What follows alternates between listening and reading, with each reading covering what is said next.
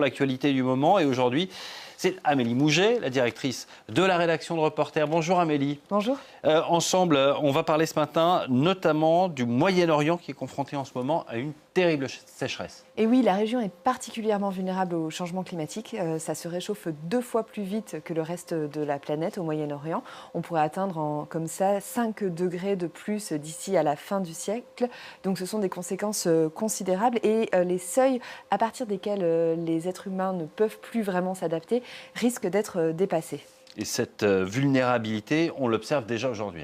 Alors oui, on parlait de la Syrie tout à l'heure avec les violences, les frappes et les pillages qui frappent le pays. Ce n'est pas le seul fléau. Le manque d'eau est vraiment très crucial et très important en ce moment, critique. Le pays a été frappé par des incendies massifs. La sécheresse est la pire de son histoire depuis 60 ans, en raison d'un court hiver et d'une pluviométrie 40% inférieure aux années précédentes. Les niveaux d'eau sont au plus bas. Et même la capitale syrienne est touchée. Et oui, Damas est en ce moment en situation de stress hydrique avec des coupures d'eau fréquentes. La rivière Barada, qui alimente l'essentiel de la capitale en eau potable, est aujourd'hui quasiment à sec. Et l'état d'urgence a même été déclaré. Et quelles conséquences pour l'agriculture? Alors, les pertes de récolte sont considérables. Les pertes de blé, notamment, atteignent 75%. En 2011, la Syrie était quasiment autosuffisante en blé. Et aujourd'hui, ce n'est plus du tout le cas. Résultat, l'insécurité alimentaire touche près de 15 millions de personnes. Et Philippe Pernaut, notre journaliste sur place, a constaté des champs laissés à l'abandon, secs et vides de toute production. Et on imagine que cette sécheresse, elle ne s'arrête pas aux frontières. Elle touche la Syrie, mais aussi le Liban. Quelle est la situation là-bas? Et oui, donc les catastrophes climatiques ne connaissent pas de frontières. Le Liban aussi a connu un hiver particulièrement sec et avec notamment une perte de neige qui a des conséquences jusqu'en été. Le résultat, ce sont des rendements de pommes, de bananes, d'avocats qui baissent et un recours à l'irrigation qui est de plus en plus cher et donc qui chute drastiquement. Le gouvernement annonce des mesures, notamment des incitations à mettre en place des systèmes de goutte à goutte, mais rien n'indique que ce sera suffisant. Alors, un peu plus loin, dans une autre région du monde, enfin un peu plus en Asie cette fois, il y a un autre pays qui est victime de la sécheresse, c'est le Pakistan. Et alors là-bas, il y a une solution pour tenter d'être plus résilient, c'est de planter des oliviers. Et oui, cette fois, c'est notre journaliste Ondine de Gaulle qui est allée à la rencontre d'agriculteurs qui plantent des oliviers au Pakistan.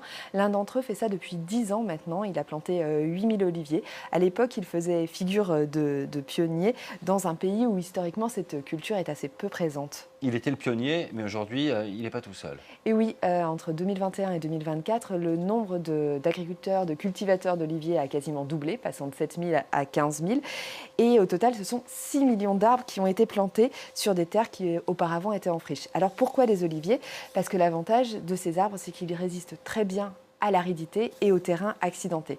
C'est donc une source d'espoir pour les agriculteurs pakistanais. Et alors, comment tout cela est aidé par le gouvernement pakistanais? Alors, il y a un système de subvention qui s'est mis en place justement pour les systèmes d'irrigation au goutte à goutte. Ouais. Et puis, le gouvernement met à disposition gratuitement des moulins pour presser les olives et faire de l'huile d'olive. Et puis, il y a aussi une coopération entre les pays.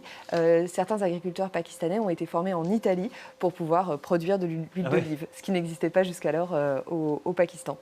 Donc voilà pour la sécheresse au Moyen-Orient et au Pakistan avec les solutions qui sont trouvées du côté du Pakistan. On va aller un peu plus près d'ici. On va partir en Bretagne à présent pour un autre sujet abordé par le magazine Reporter. Faites le point sur la saison des algues vertes. Quelle est la situation? Oui, alors on s'intéresse au va-et-vient des tractopelles et des camions-bennes sur les plages bretonnes parce que tout l'enjeu en ce moment, c'est de faire disparaître ces véritables marées vertes qui touchent la région.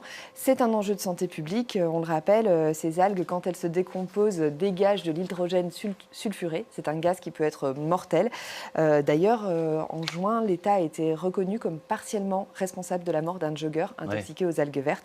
Et c'était une décision historique. des échouages dangereux. Et alors, cette année, ils sont particulièrement précoces. Oui, ils ont démarré tôt, tout début juin. Et le résultat, c'est que les départements peinent à s'adapter. Dans le Finistère, les stations de compostage des algues vertes sont déjà saturées. Ah ouais. Dans les Côtes-d'Armor, des plages ont été fermées. Et dans le Morbihan, certaines communes se sentent complètement abandonnées et doivent gérer les ramassages avant que les gaz ne se décomposent et entrent en putréfaction. Et c'est une espèce de course contre la montre qui a démarré. Oui, parce que ces algues vertes, elles représentent un volume énorme. Qu'est-ce qui explique ces volumes? Oui, les algues vertes, en fait, elles sont dopées aux engrais agricoles, en fait, aux déjections des animaux d'élevage intensif.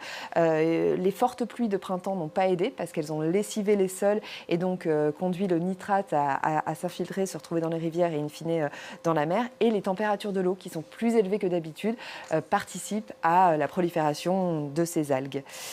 Et on est dans un contexte où ce problème doit être pris à la racine. Et notamment, les porcheries industrielles sont pointées du doigt comme l'origine du problème. Et en ce moment, on peut craindre une augmentation de la taille de ces porcheries, notamment avec la loi du plomb qui a été adoptée en début de semaine dernière et qui prévoit d'augmenter les seuils à partir desquels il faudra demander une autorisation.